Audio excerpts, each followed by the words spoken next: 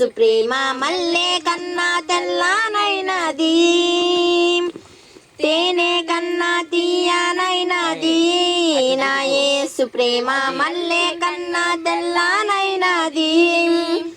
నన్ను ప్రేమించెను, నన్ను రక్షించెను, కష్టకాలమందు నాకు తోడయ్యుండెను. నన్ను ప్రేమించెను, నన్ను రక్షించెను, కష్టకాలమందు నాకు తోడయ్యుండెను. తేనె కన్నా తీయనైనది, నా యేసు ప్రేమ మల్లె కన్నా తెల్లనైనది. తేనె గక్కనే సాగిపోదును, నా ప్రభువు చూపించు బాటలో ఆగకనే సాగిపోదును. నా ప్రభువు చూపించు బాటలో అడ్డంకులన్నీ నన్ను చుట్టినా నా దేవుని నే విడువకుందును. అడ్డంకులన్నీ నన్ను చుట్టినా నా దేవుని నే విడువకుందును. తేనె కన్నా తీయనైనది, నా యేసు ప్రేమ మల్లె కన్నా తెల్లనైనది. తేనె కన్నా తీయనైనది, నా యేసు ప్రేమ మల్లె కన్నా తెల్లనైనది. నా వాళ్ళే నన్ను విడచిన, నా బంధువులే దూరమైనా, నా వాళ్ళే నన్ను విడచిన, నా బంధువులే దూరమైనా, ఏ తోడు లేక ఒంటరినైనాను, నా తోడు క్రీస్తుని ఆనందించును. ఏ తోడు లేక ఒంటరినైనాను, నా తోడు క్రీస్తుని ఆనందించును. తేనె కన్నా తీయనైనది, నా యేసు ప్రేమ మల్లె కన్నా తెల్లనైనది. తేనె కన్నా తీయనైనది, నా యేసు ప్రేమ మల్లె కన్నా తెల్లనైనది. నన్ను ప్రేమించెను, నన్ను రక్షించెను, కష్టకాలమందు నాకు తోడయ్యుండెను. నన్ను ప్రేమించెను, నన్ను రక్షించెను, కష్టకాలమందు నాకు తోడయ్యుండెను. తేనె కన్నా తీయనైనది, నా యేసు ప్రేమ మల్లె కన్నా తెల్లనైనది. తేనె కన్నా తీయనైనది. ఇంకోటి ఆడాలా చేద్దాం. ఒకటి మరి బుక్ దేపో. 88వ కీర్తన పరిశుద్ధ గ్రంథము నుండి కీర్తనలు 88. యెహోవా నా రక్షణకర్తవగు దేవా, రాత్రివేళ నేను నీ సన్నిధిని మొరపెట్టిన నాడు నా ప్రార్థన నీ సన్నిధికి చేరునుగాక. నా మొరకు చెవియొగ్గుము. ప్రార్థన. ప్రేమించిన మా తండ్రి, మీ నామాను బట్టి మీకు స్తోత్రములు చెల్లిస్తున్నాము.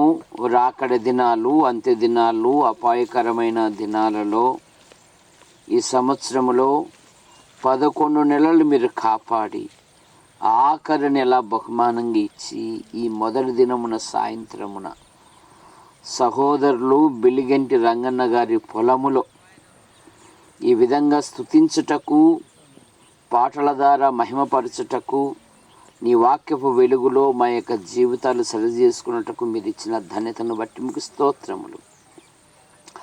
రాజేష్ కుమారుడు కొంత బలహీనంగా ఉన్నాడు, మీరు ముట్టి స్వస్థపరచండి. తక్కల్ల దావీదు గారు మరి వదినమ్మ వారు బలహీనతతో ఉన్నారు, కనికరించండి. సహోదరుడు దొరైస్వామి కుమారుడు పాల్ నైనా మరి కొంత కాలి గాయాలు ఉన్నాయి, మీరు ముట్టి స్వస్థపరచండి.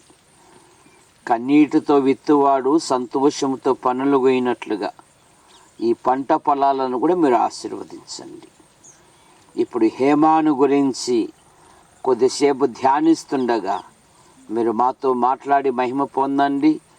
సహోదరుడు గంధం Devadanam the Bible study YouTube ద్వారా అనేకులు ఆకర్షింపబడినట్లుగా, అనేకులు రక్షింపబడినట్లుగా, అనేకులు వాక్య సత్యము తెలుసుకున్నట్లుగా, అనేకులు ఆధ్యాత్మికంగా బలపడినట్లుగా మీ కృపను అనుగ్రహించమని యేసు ప్రభు నామములో ప్రార్థిస్తున్నాం తండ్రి, ఆమెన్. క్రీస్తునందు ప్రియులారా, మరొకసారి ఈ విధంగా కలుసుకొని దేవుని వాక్యం అందించుటకు నాకు ఇచ్చిన ధన్యతను బట్టి ప్రభును ఎంతగానో స్తుతిస్తూ ఉన్నాను.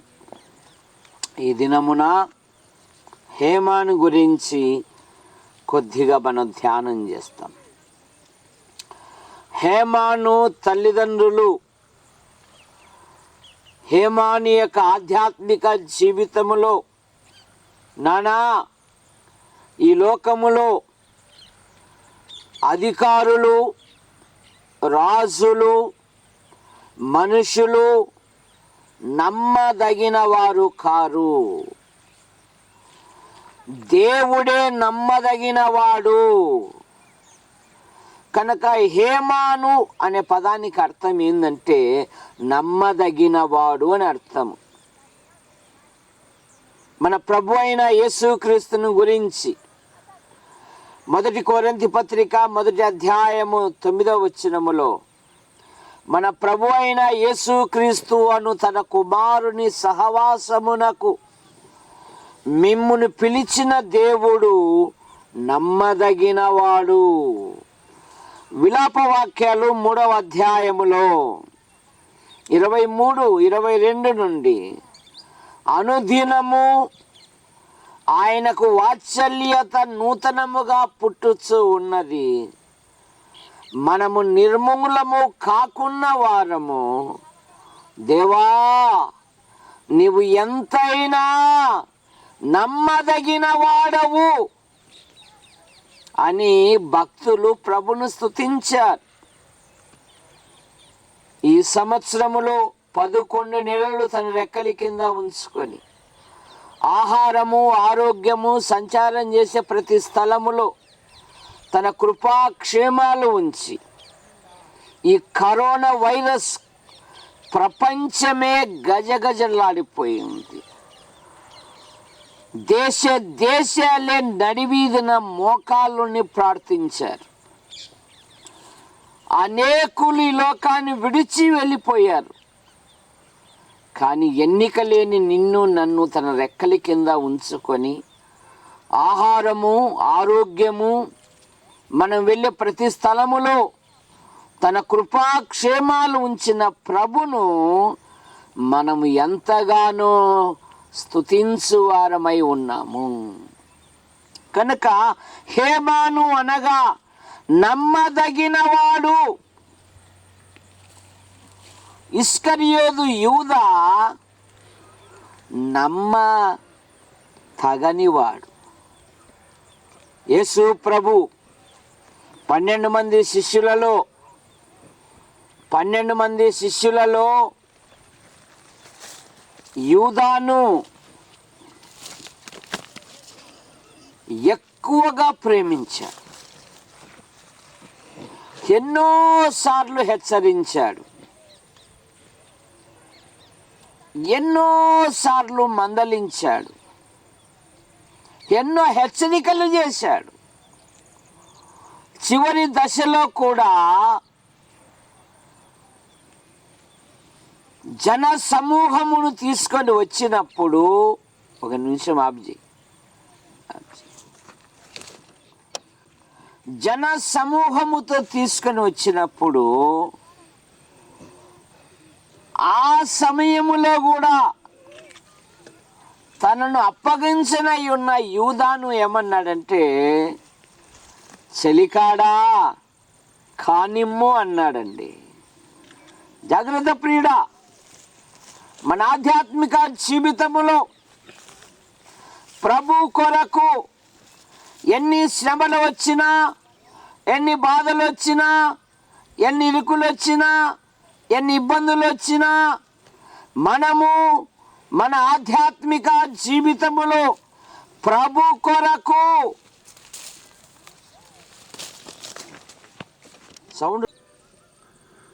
మన ఆధ్యాత్మిక జీవితములో, విశ్వాసి యొక్క ఆధ్యాత్మిక జీవితములో మనము నమ్మదగిన వారముగా జీవించాలి.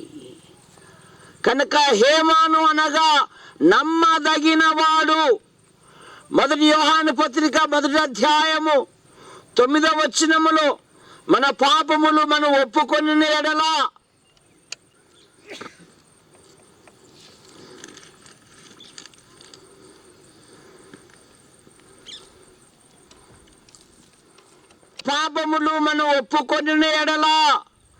ఆయన నమ్మదగిన వాడును నీతిమంతుడు గనుక మన పాపములను క్షమించి మన సమస్త దుర్నీతి నుండి మనలను పవిత్రులుగా చేయును. కనుక హేమాను అనగా నమ్మదగిన వాడు అని అర్థము. హేమానులో ఉన్న 2వ లక్షణము, అతడు రక్షణ అంగీకరించిన వాడు అనగా రక్షింపబడిన వాడు. అందుకే 88వ కీర్తన 1వ వచనంలో యెహోవా నా రక్షణ కర్తవగు దేవా అనే మాట మనకు దొరుకుతుంది. హేమాను రక్షింపబడిన వాడు. బైబిల్ ఏం చెప్తుందంటే అపోస్తుల కార్యాలు 4వ అధ్యాయము 12వ వచనములో, మరియు ఎవరి వలన మనకు రక్షణ కలుగదు గాని ఈ నామము వలనే మనము రక్షణ పొందవలెను. ఆకాశము క్రింద ఇవ్వబడిన ఏ నామము వలన మనము రక్షణ పొందలేము గాని ఈ నామము వలనే మనము రక్షణ పొందగలము. ఆయన నామమందు విశ్వాసముంచు వాడెవడో ఆయన నామ మూలముగా వానికి పాప క్షమాపణ దొరుకును అని బైబిల్ సెలవిస్తుంది ప్రియులారా. కనుక నీ ఆధ్యాత్మిక జీవితంలో నువ్వు రక్షణ పొందాలంటే జైలర్ అధికారి అంటున్నాడు, అయ్యలారా రక్షణ పొందుటకు నేనేమి చేయవలెను? ప్రభు అయిన యేసునందు విశ్వాసముంచుము, అప్పుడు నీవును నీ ఇంటి వారు రక్షణ పొందుదురు. మానవుల పాపముల కొరకు, మానవుల దోషముల కొరకు, మానవుల అపరాధముల నిమిత్తమై ఆయన శిలువలో బలియాగమై తన రక్తాన్ని చిందించాడు. యేసు రక్తము ప్రతి పాపము నుండి మనలను పవిత్రులుగా చేయును. కనుక హేమాను 1 నమ్మదగిన వాడు, హేమాను రక్షింపబడిన వాడు, హేమాను యొక్క ఆధ్యాత్మిక జీవితములో ధ్యానించువాడు. ఆ 1వ వచనం పైన చివరి భాగములో ఏముందంటే, యెజ్రెయుడైన హేమాను రచించిన దైవ ధ్యానము. కనుక విశ్వాసి యొక్క ఆధ్యాత్మిక జీవితములో రక్షింపబడినాక ఆత్మీయంగా ఎదగాలి అంటే దేవుని గ్రంథాన్ని ధ్యానించాలి. 1 పేతురు పత్రిక 2వ అధ్యాయం 1వ వచనములో, ప్రభు దయాళుడని నీవు రుచి చూసిన ఎడల సమస్తమైన దుష్టత్వమును దూషణ మాని రక్షణ విషయములు ఎదుగు నిమిత్తము వాక్యమనే పాలను అపేక్షించుడి. కనుక హేమాను తన ఆధ్యాత్మిక జీవితములో దేవుని క్రియలను ధ్యానించువాడు. ఇస్సాకు దేవుని స్నేహితుడనబడిన అబ్రహాము కుమారుడు. ఇస్సాకు గొప్ప ఆస్తికి వారసుడు. ఇస్సాకు జీవించే దినాలలో దైవ గ్రంథము లేదు, దేవుని సంఘము లేదు, హెచ్చరించే బోధకులు అంతకంటే లేరు. కానీ అట్టి దినాలలో ప్రతి దినమున ఇసాకు పొలములో ధ్యానించుటకు బయలు వెళ్ళననే మాట మనం చూస్తాం. ప్రియ యవనస్తుడా, యవనస్తురాల, నీ ఆధ్యాత్మిక జీవితములో ప్రభుతో నువ్వు కొద్ది సమయం గడుపుతూ ఉన్నావా? నీ ఆధ్యాత్మిక జీవితములో తల్లిదండ్రుల మీద ఏడ్చుట కంటే ప్రభు సన్నిధిలో ఏడ్చు. యాకోబు, నీవు నన్ను ఆశీర్వదించితేనే గాని నేను నిన్ను విడువను అని కన్నీళ్లు పెట్టాడు, మొరపెట్టాడు, బతిమాలాడు, ఇశ్రాయేలుగా మార్చబడ్డాడు. కనుక తల్లిదండ్రుల మీద కాదు పోట్లాడాల్సిందేది, నీ ఆధ్యాత్మిక సన్నిధిలో, దేవుని సన్నిధిలో పోరాడాలి, ప్రార్థనలో. కనుక హేమాను ధ్యానించువాడు యువనాయకుడైన యెహోషువతో, యెహోషువ గ్రంథం 1వ అధ్యాయము 8-9 వచనాలలో ఈ ధర్మశాస్త్ర గ్రంథమును నువ్వు బోధింపక తప్పిపోకూడదు. దీనిలో రాయబడిన వాటన్నిటి ప్రకారము చేయుటకు జాగ్రత్త పడినట్లు దివారాత్రము దానిని ధ్యానించిన ఎడల నీ మార్గములను వర్ధిల్ల చేసుకొని నీవు చక్కగా ప్రవర్తించదవు. 1వ కీర్తన 2వ వచనములో యెహోవా ధర్మశాస్త్రమునందు ఆనందించుచు దివారాత్రము దానిని ధ్యానించువాడు ధన్యుడు. అతడు నీటి కాలమున యోర నాటబడిన వాడై ఆకు వాడక తన కాలమందు ఫలమిచ్చు చెట్టు వలె ఉండును. అతడు చేయదంతయు సఫలమగును. కనుక హేమాను నమ్మదగిన వాడు, హేమాను రక్షింపబడిన వాడు, హేమాను ధ్యానించువాడు, హేమాను తన ఆధ్యాత్మిక జీవితంలో గొప్ప ప్రార్థనా పరుడు. 88వ కీర్తన 2వ వచనములో రాత్రి వేళ, 1వ వచనములో రాత్రి వేళ నీ సన్నిధిని మొరపెట్టినాడు. 2వ వచనం నా ప్రార్థన నీ సన్నిధిని చేరునుగాక. ప్రార్థిస్తూ ఉన్నాడు, తన భవిష్యత్తు గురించి ప్రార్థిస్తూ ఉన్నాడు, తన ఆధ్యాత్మికత గురించి ప్రార్థిస్తూ ఉన్నాడు, తన భవిష్యత్తు గురించి. దేవా, నా భవిష్యత్తు పట్ల నువ్వే సంకల్పము కలిగి ఉన్నావో అది నెరవేర్చు. కనుక నీ ఆధ్యాత్మిక జీవితంలో ప్రభు సన్నిధిలో నువ్వు ప్రార్థించాలి. మన ప్రభు అయిన యేసుక్రీస్తు వారు మార్కు సువార్త 1వ అధ్యాయం 35వ వచనములో ఆయన పెన్నుల కడే లేచి చాలా చీకటి ఉండంగానే అరణ్య ప్రదేశం వెళ్ళి అక్కడ ప్రార్థన చేయుచూ ఉండెను. లూకా సువార్త 6వ అధ్యాయం 10వ వచనములో ఆ దినములో ప్రార్థన చేయుటకు ఆయన కొండకు వెళ్ళి రాత్రంతా గడిపెను అనే మాట మనం చూస్తాం. కొలస్సీ పత్రిక 4వ అధ్యాయము 12-13 వచనాలలో మీలో ఒకడును క్రీస్తు దాసుని ఎపఫ్రా మీకు వందనములు చెప్పుచున్నాడు. మీరు సంపూర్ణులను సంపూర్ణాత్మ నిశ్చయత కలిగిన వారై నిలకడగా ఉండవలనని ఇతడు ఎల్లప్పుడూ మీ కొరకు తన ప్రార్థనలలో పోరాడుచూ ఉన్నాడు. కనుక హేమాను, నా ప్రార్థన నీ సన్నిధిని చేరునుగాక. రాజైన దావీదు 5వ కీర్తన 3వ వచనములో నా ప్రార్థన ఉదయమున నీ సన్నిధిని సిద్ధము చేసి కాచి ఉండును.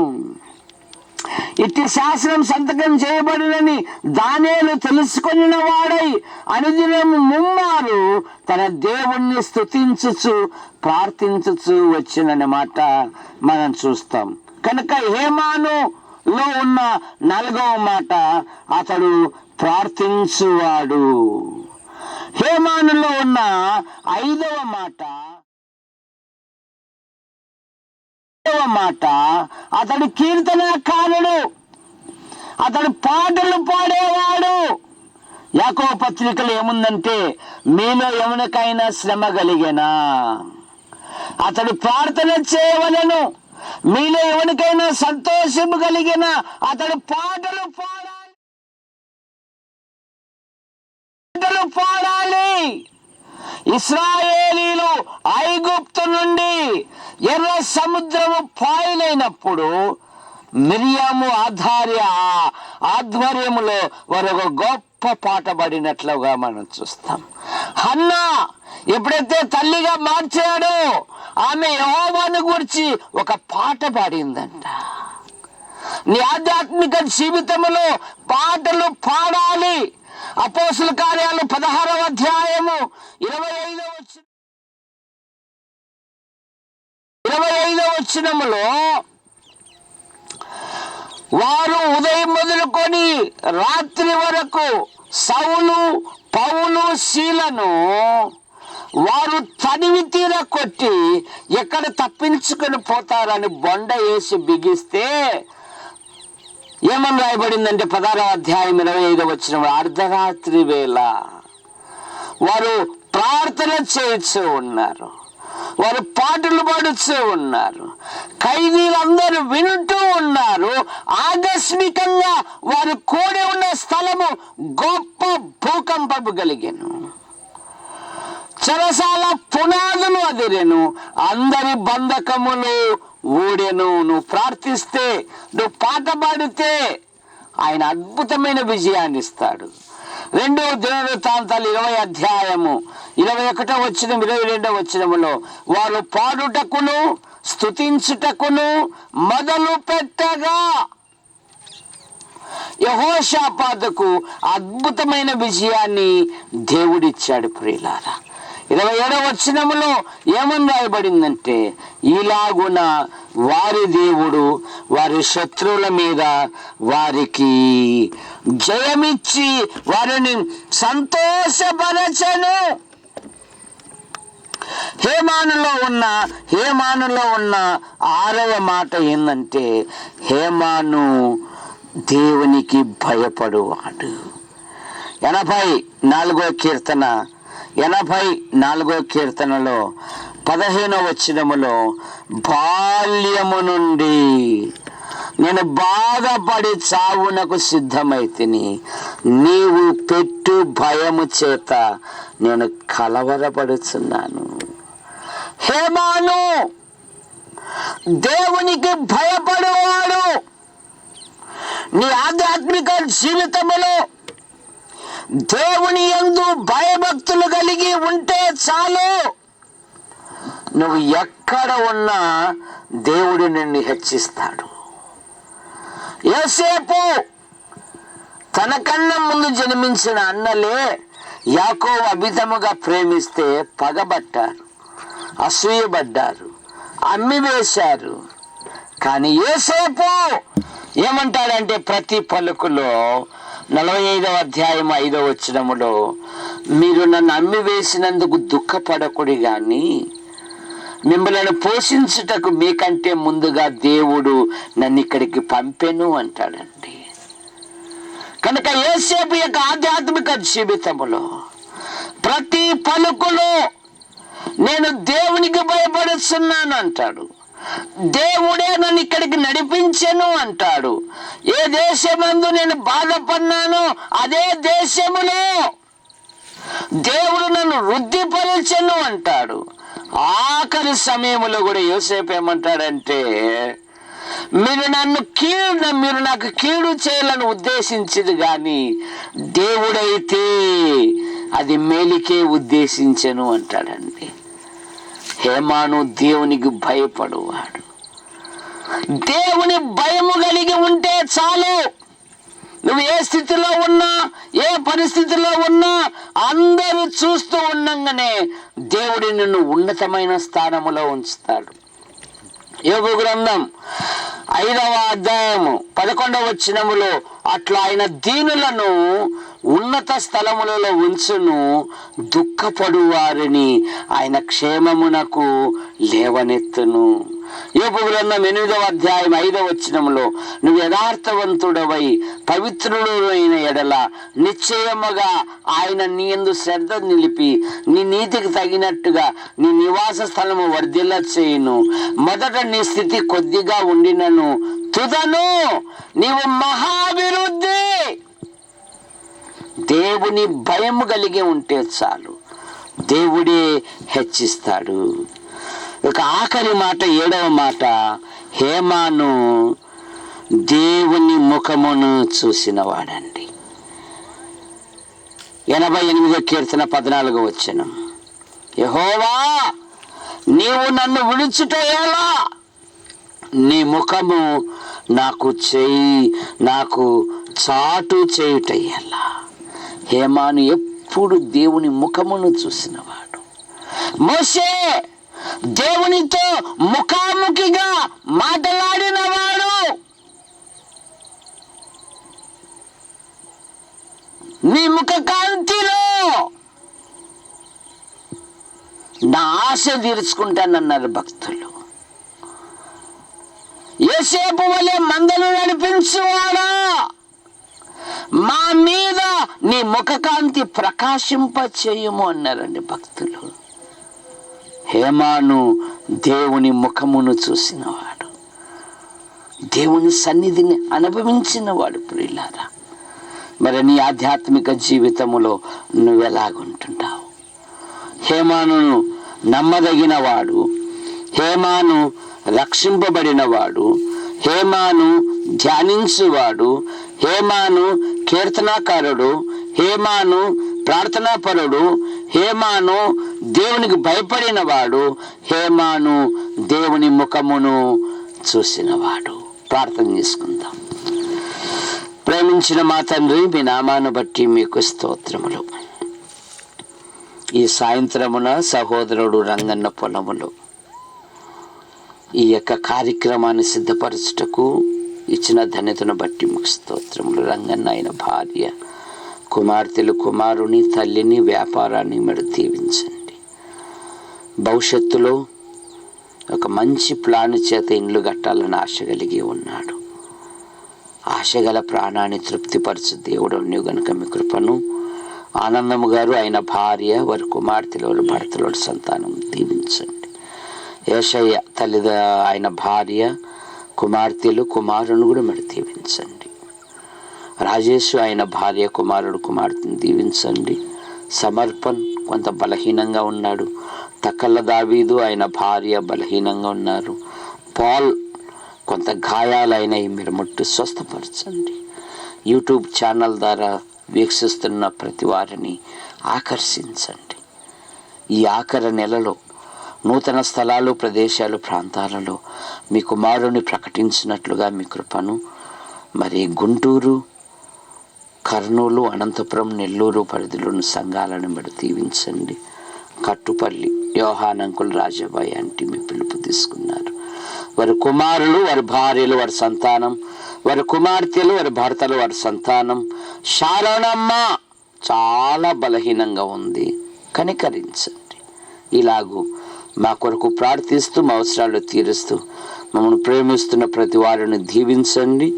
ప్రతి సోమవారం ఒలివ టీవీలో మరి 8 గంటలకు దేవుని వాక్యం ప్రచురం అవుతుండగా అనేకులు ఆశీర్వదించబడినట్లుగా మీ కృపను, ఈ యూట్యూబ్ ఛానల్ ద్వారా ప్రపంచంలో ఏ మూలన, ఏ దేశాన, ఏ ప్రాంతాన, ఎట్టి పరిస్థితులలో వింటున్నారో, ఎట్టి సమస్యలలో వింటున్నారో వారి సమస్యలను పరిష్కరించండి.